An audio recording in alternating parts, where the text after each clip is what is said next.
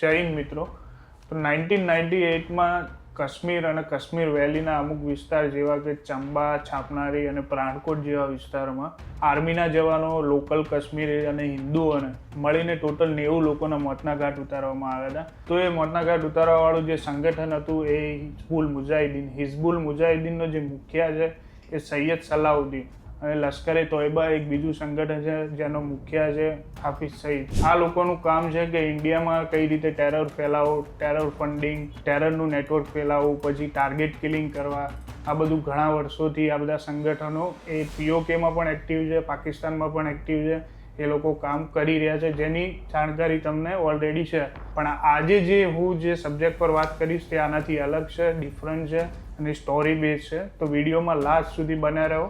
2004ના સમયગાળા દરમિયાન જ્યારે આ ટેરર એક્ટિવિટી પોતાના પીક લેવલ પર હતી, તો એ ટાઈમે જે 90sનું અને અર્લી 2000નો જે ટાઈમ હતો, એટલે 2004ના સમયગાળાના દરમિયાન હિઝબુલના બે આતંકીઓ જેમનું નામ હતું અબુ સબ્જાર અને અબુ તોરારા, આ બંને આતંકીઓ શોપિયાન નજીકના જંગલમાં એટલે કે એક ગામ જેવા વિસ્તારમાં એક બહુ મોટા મિશનના ટાર્ગેટમાં હાઇડ આઉટ કરીને એ ગામમાં બેઠા હતા. તો ત્યારે એ ટાઈમે એક બીજો વ્યક્તિ આવે છે જેનું નામ છે ઇફ્તિકાર ભટ્ટ. હવે ઇફ્તિકાર ભટ્ટ જે નામ છે એ વિડીયોમાં આગળ બહુ વાર હું લઈશ તો એને ધ્યાનમાં રાખો. એટલે ઇફ્તિકાર ભટ્ટ નામનો જે વ્યક્તિ છે એ આ બંને આતંકીઓ જોડે આવે છે. હવે એ બંને આતંકીઓ જે છે એમને ઇફ્તિકાર ભટ્ટ કહે છે કે મારે 3 વર્ષ પહેલાં મારો જે બ્રધર હતો એનું ઇન્ડિયન આર્મીએ આતંકી સમજીને એને મારી નાખ્યો અને મારે એનો બદલો લેવો છે. તો હું તમારા ગ્રુપમાં જોડાવા માગું છું, એટલે કે તમારા સંગઠનમાં જોડાવા માગું છું અને હું આ બદલો લેવા માગું છું આર્મી જોડે, ઇન્ડિયન આર્મી જોડે. પરંતુ જે પેલા બંને આતંકી હતા સબ્જાર અને તોરારા, એ બંને આતંકીઓ વેલ ટ્રેન્ડ હિઝબુલના આતંકીઓ હતા. તો એ બંનેના ઇફ્તિકાર ભટ્ટ પર કોઈ વિશ્વાસ આવતો નથી કે આ માણસ કંઈક જૂઠું બોલી રહ્યો છે. એટલા માટે ઇફ્તિકાર ભટ્ટ ફરીથી એકવાર એમને કહે છે કે હું આર્મીના ચેકપોઇન્ટ પર અટેક કરવા માગું છું જેમાં મારે તમારી હેલ્પની જરૂર છે. અને પછી ઇફ્તિકાર ભટ્ટ એમને જે પોતે રિસર્ચ કરેલા મેપ્સ હતા, પછી આર્મીની મૂવમેન્ટ કઈ જગ્યાથી થાય છે એ બધું જ, અને હાથથી ડ્રોઈંગ કરેલા મેપ્સ બતાવ્યા, આ બધું બતાવ્યું. એટલે પછી સબ્જાર અને જે તોરારા બંને આતંકીઓ હતા એમને ઇફ્તિકાર ભટ્ટ પર વિશ્વાસ આવ્યો કે આ જે છે એ આપણા કામનો વ્યક્તિ છે અને આને જોડે લઈ અને આપણે એક મોટા મિશનને આપણે અંજામ આપી શકીશું. એ રીતનું આખું પ્લાનિંગ કરવામાં આવ્યું. હવે આ જે બંને આતંકીઓ છે અને ઇફ્તિકાર ભટ્ટ, આ 3 જણા મળીને આર્મીના એક ચેક પોઈન્ટ પર અટેક કરવાનું એક પ્લાનિંગ બનાવે છે જે શોપિયાન નજીકના વિસ્તારમાં હોય છે. જ્યારે બી આ પ્લાનિંગ બની જાય છે, ઇફ્તિકાર આખું બધું જ બ્રીફ કરી દે છે કે આ રીતનું આર્મીનું ફૂડ પેટ્રોલ જશે, એના પર આપણે આ રીતનું અટેક કરીશું. પ્લાનિંગ બનાવવામાં આવે છે. તો જ્યારે ઇન્ડિયન આર્મીના ફૂડ પેટ્રોલ પર અટેક કરવાનું પ્લાનિંગ પૂરેપૂરું બની જાય છે, દિવસ પણ નક્કી થઈ જાય છે કે આ દિવસે આપણે અટેક કરવાનો છે, એના આગળના દિવસની રાત્રે કે જ્યારે ત્રણેય આતંકીઓ બેઠા હોય છે અને ચાની ચુસ્કી જોડે લઈ રહ્યા હોય છે, તો એ ટાઈમે ઇફ્તિકાર ભટ્ટને તોરારા નામનો જે આતંકી હોય છે એ ઇફ્તિકાર ભટ્ટને ફરીથી એકવાર પૂછે છે કે તું કોણ છે. તો ઇફ્તિકાર ભટ્ટ જે પોતાના શોલ્ડર ઉપર લગાવેલી જે AK-47 હતી એ નીચે મૂકે છે અને બંનેના આગળ હાથ ઉપર કરીને કહે છે કે જો તમને વિશ્વાસ ના આવતો હોય તો તમે મારું અહીંયા જ કિલ કરી નાખો અને આ ચેપ્ટર અહીંયા ક્લોઝ કરી દો. તો પેલો તોરારા જે આતંકી છે એ એના બીજા આતંકી સબ્જાર જે એનો પાર્ટનર હતો એની સામે જોવે છે. જ્યારે જોવા જાય છે ત્યારે ઇફ્તિકાર પોતાના જેકેટમાં રહેલી 9mm પિસ્તોલ બહાર કાઢી અને બંને આતંકીઓને હેડશોટ મારે છે અને બંનેને ખતમ કરી દે છે. ઇફ્તિકાર ભટ્ટ એ બીજું કોઈ નહીં પરંતુ અશોક ચક્રથી સન્માનિત 1 પેરા SF કમાન્ડો મેજર મોહિત શર્મા હતા. જેઓ આ મિશન કમ્પ્લીટ કરી અને પોતાના કેમ્પ પર જ્યારે જાય છે ત્યારે એમના જ એક સાથી બીજા આર્મી મિત્ર જવાન એમને કહે છે કે જો તને આ લુકમાં આર્મીએ જંગલમાં જોઈ લીધો હોત તો મે બી તારું એન્કાઉન્ટર થઈ ગયું હોત. ત્યારે મોહિત શર્મા એને જવાબ આપે છે કે kill maybe but I will never get caught. એનો મતલબ થાય કે કદાચ એ લોકો મને મારી દીધો હોત પરંતુ હું ક્યારે પકડાઈશ નહીં. એનાથી અલગ ઘણા સોશિયલ મીડિયા એકાઉન્ટ્સ પર એવું બધું કહેવામાં આવે છે કે ધુરંધર મૂવી જે આવ્યું છે એના અંદર રણવીર સિંહનો જે રોલ છે એ મેજર મોહિત શર્માનો રોલ છે. બટ ધુરંધર મૂવી છે એ ફિક્શનલ એન્ટરટેનમેન્ટ અને થોડી રિયલ સ્ટોરી, સ્પાય નેટવર્ક એ બધું બતાવવામાં આવ્યું છે. પણ મેજર મોહિત શર્માની જે રિયલ લાઈફ છે એ થોડી ડિફરન્ટ છે. અને એમાં જે બીજા કેરેક્ટર લીધા છે જેમ કે રહેમાન દકેટ છે, પછી SP અસલમ ચૌધરી છે, એ બધા રિયલ કેરેક્ટર છે. જે સ્ટોરી કરાચીનો એક વિસ્તાર છે લ્યારી, ત્યાંથી એ સ્ટોરી લેવામાં આવી છે અને રિયલ સ્ટોરી છે. અગર મૂવીને થોડું સાઈડમાં રાખીએ અને મોહિત શર્માની રિયલ લાઈફ પર વાત કરીએ તો 1978માં રોહતક ડિસ્ટ્રિક્ટ જે હરિયાણામાં આવેલું છે ત્યાં એમનો બોર્ન થયો અને એમના બાળપણનું નામ જે ચિંટુ હતું. એના પછી દિલ્હી પબ્લિક સ્કૂલ 1995માં 12th કમ્પ્લીટ કરી અને એને મહારાષ્ટ્રમાં જે સંત ગજાનન એન્જિનિયરિંગ કોલેજ છે એના અંદર એન્જિનિયરિંગ બીટેક માટે એડમિશન લીધું હતું. બટ બીટેકમાં એડમિશન લીધું પણ એમનો અલ્ટિમેટ ગોલ જે હતો એ આર્મ ફોર્સ જોઈન કરવાનો હતો. આર્મ ફોર્સ જોઈન કરવા માટે એમને NDAની એક્ઝામ આપેલી હતી, એન્ટ્રન્સ એક્ઝામ. હવે એન્ટ્રન્સ એક્ઝામમાં જ્યારે પાસ થઈ ગયા એના પછી જે ઇન્ટરવ્યૂનો કોલ આવે એના માટે જે જાણકારી આપવી પડે, પણ એમના પેરેન્ટ્સે એને કીધું જ નહોતું કે તો NDAની એક્ઝામમાં પાસ થઈ ગયો છે. તો પણ મોહિતે UPSCમાં કોલ કરી અને UPSC જે એન્ટ્રન્સ એક્ઝામ લેતી હોય છે એમાં ફોન કરી અને પૂછી લીધું કે મારું રિઝલ્ટનું શું છે. એટલે એના પછી ખબર પડી કે ભોપાલમાં એનું ઇન્ટરવ્યૂ પ્લાનિંગ થયેલું છે.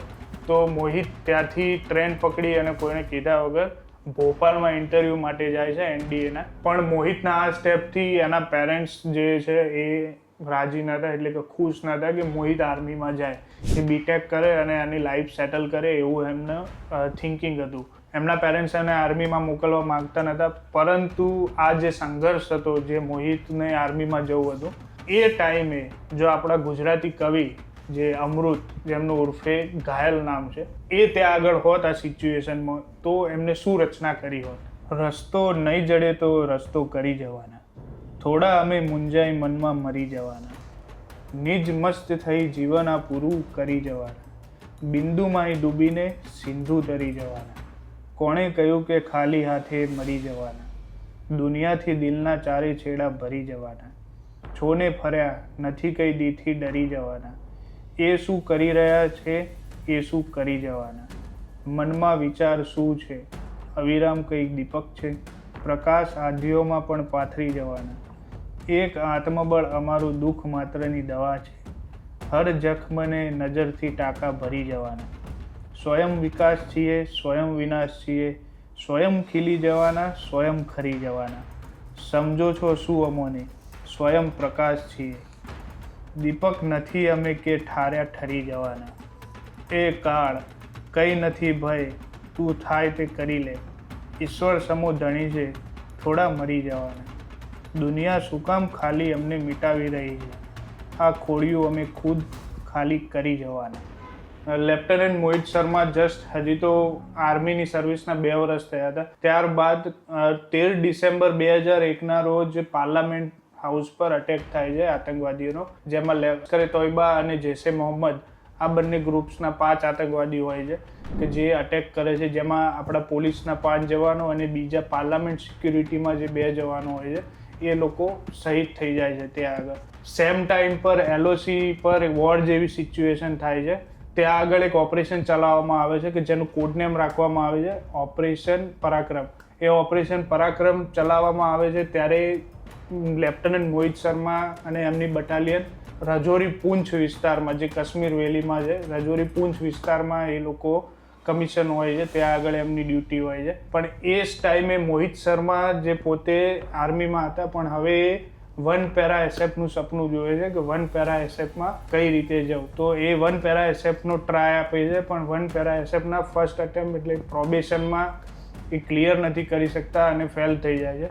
બટ મનોબળ એટલું બધું વધારે હતું કે એ વન પેરા એસએફથી ક્લિયર કરે છે અને પોતે દેશ માટે સમર્પિત થવા એ કમિશન થાય છે વન પેરા એસએફમાં એઝ અ કમાન્ડો અને એમનું સપનું એ પૂરું કરે છે ત્યાં આગળ. 2004માં મોહિતના મેરેજના જસ્ટ 4 મહિના બાદ હિઝબુલના 2 આતંકીઓના ન્યુટ્રલાઇઝ કરવા માટે એમને એક મિશન પર મોકલવામાં આવે છે હજી મેરેજના જસ્ટ 4 મહિના પછી. એ જે ન્યુટ્રલાઇઝ કરે છે એની વાત મેં વિડીયોના સ્ટાર્ટિંગમાં કરી હતી. જે 2 આતંકીઓ હતા, અબુ તોરારા અને અબુ સફજાન, એમના મિશન પર જસ્ટ મેરેજના 4 મહિના પછી એમને મોકલવામાં આવે છે. વિન્ટર સિઝન માર્ચ 2009માં મેજર મોહિત શર્મા અને એમની બટાલિયન જે 7 સેક્ટર RRમાં હતા, તેમના પર સેક્ટર કમાન્ડરથી એક ઇન્ફોર્મેશન આવે છે કે ઘણા આતંકીઓ LOC ક્રોસ કરી અને હફરૂડાના ફોરેસ્ટમાં આવ્યા છે, જે કુપવારા ડિસ્ટ્રિક્ટ છે ત્યાંથી થોડી દૂર છે હફરૂડા ફોરેસ્ટ, જે જમ્મુ એન્ડ કાશ્મીરમાં આવેલું છે. તો ક્ષણભરનો વિચાર કર્યા વગર મેજર અને એમની એક ટીમ લઈ અને એ લોકો ત્યાં આગળ હફરૂડાના ફોરેસ્ટમાં જાય છે અને એક હેવી ફાયર ફાઇટ થાય છે આતંકવાદી અને સ્પેશિયલ ફોર્સ વચ્ચે, અને સ્પેશિયલ કમાન્ડો, અને આ લોકોની 2 ટીમો હતી જેમાં લગભગ 20થી 24 કમાન્ડો હતા અને સામે આતંકવાદીઓ સામે એક હેવી ફાઇટ થાય છે. એ ટાઈમે હવલદાર રાજીવ અને મેજર મોહિત શર્મા વચ્ચે જે થયેલી વાતચીત રેડિયો પર છે એનો હું એક અંશ કહીશ. हवलदार राजीव साहब, आप पहले कवर लो, मैं इनको संभालता हूँ. मेजर मोहित शर्मा, मैं नहीं, तुम जाओ, मैं लास्ट में आऊँगा. हवलदार राजीव, सर पीछे हटिए, मुझे आपका घाव देखने दीजिए. मेजर मोहित शर्मा, मुझे कुछ नहीं हुआ है, मुझे बस बाह में गोली लगी है. राजीव, तुम फायरिंग करते रहो और पीछे हटते रहो जब तक कि तुम्हें अच्छी तरह से कवर न मिल जाए. मेरी चिंता मत करो, फायरिंग करना बंद मत करो. मैं ठीक हूँ राजीव, ये गंभीर चोट नहीं है. उन पर लगातार दबाव बनाए रखे, हम उन्हें आज भागने नहीं दे सकते.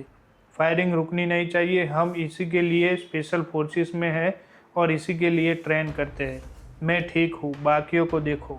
5થી 6 કલાક સુધી ચાલેલી આ ભીષણ ફાયર ફાઇટમાં મેજર મોહિત શર્મા સમેત બીજા 8 એમની ટીમના જે જવાનો હતા એ વીરગતિ પામ્યા અને દેશ માટે એક સર્વોચ્ચ બલિદાન એમને આપ્યું કે એના પછી એમને લશ્કરના જે બી આ ફાયર ફાઇટમાં લશ્કરે તોયબાના બીજા આતંકીઓ જે હતા, જે આ ઓપરેશનમાં સામસામેની ફાયર ફાઇટમાં હતા, એમાં ટોટલ 12 આતંકીઓને એમને ઠાર કર્યા અને મરણોપરાંત એમને અશોક ચક્રથી સન્માનિત કરવામાં આવ્યા ઓગસ્ટ 2009ની સાલમાં. ત્યારબાદ ગાઝિયાબાદમાં એમના નામનું મેટ્રો સ્ટેશન બનાવવામાં આવ્યું મેજર મોહિત શર્મા, અને મેજર મોહિત શર્માનું ટ્રસ્ટ ચાલે છે ગાઝિયાબાદમાં કે જે લોકો આર્મીમાં વીરગતિ પામ્યા હોય, દેશની સેવા કરતા હોય અને એમને એમના ચિલ્ડ્રન્સ હોય, એમને સ્કોલરશીપ, પછી મેડિકલ એડ, આ બધી જે સુવિધાઓ છે એ ટ્રસ્ટ દ્વારા પૂરી કરવામાં આવે છે. આવા અનસંગ હીરોઝ આપણી કન્ટ્રીમાં બહુ છે અને જે લોકો પાસમાં બી વીરગતિ પામ્યા છે, શહીદ થયા છે, એમને ક્રેડિટ આપતી એક બુક છે ઇન્ડિયન મોસ્ટ ફિયરલેસ, કે જે સી વરુર અને રાહુલ સિંહ દ્વારા લખવામાં આવી છે. એના અંદર બધા સ્ટોરી કવર કરેલી છે કે જે લોકો પાસમાં શહીદ થયા હોય. તો આ વિડીયોની જે બી સ્ટોરી છે એ બી એમાંથી લેવામાં આવી છે અને ક્રેડિટ પણ એમને આપીશ. ઓલ્સો મેજર મોહિત શર્માની જે ઇન્સ્ટાગ્રામ અકાઉન્ટ છે એને બી ક્રેડિટ આપીશ. જો તમે એજ્યુકેશનલ પર્પઝ અને એના સિવાય બી સ્ટોરીઝ કવર જોવા માગતા હોય અથવા તો કોઈ સ્ટોરી તમને જાણકારી જોઈતી હોય તો તમે મારી સાથે જોડાઈ શકો છો. ત્યાર સુધી જય Hind, thank you so much.